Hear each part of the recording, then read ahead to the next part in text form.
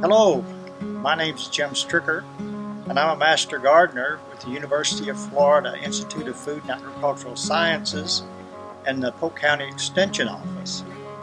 Today we're going to talk about how to cut a rose that you want to bring in the house for display, and also how to deadhead roses. When cutting a rose for a display or to put in a vase, you go down the stem and you find a 5-leaf leaflet, and there's a bud right where that leaflet joins the stem. And you want to find a bud or leaf that's pointing away from the center of the bush. And you make your cut about 1/4 of an inch above the bud at about a 45-degree angle. And then you will strip the leaves off the lower part of the stem and leaving 1 or 2 leaves just below the bud.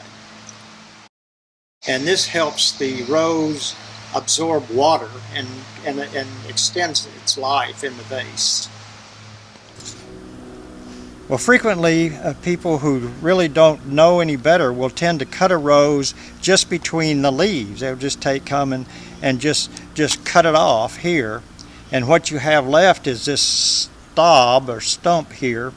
The bud will start to grow, but this will die back, and that just leaves an opening for disease organisms to get into the stem and cause dieback.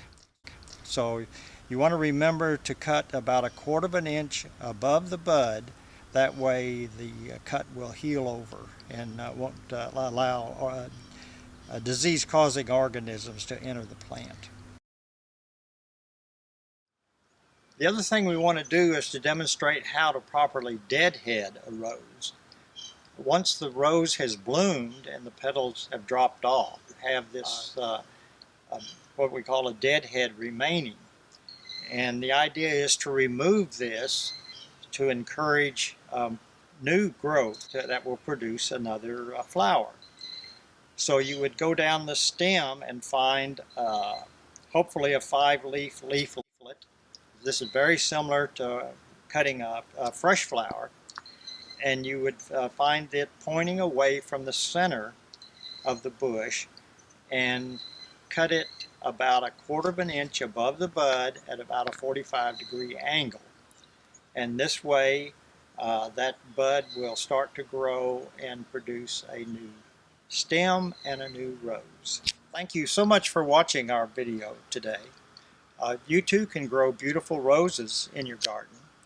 If you would like more information, you can click the links below or subscribe and like the video. We hope you have a good day and happy gardening.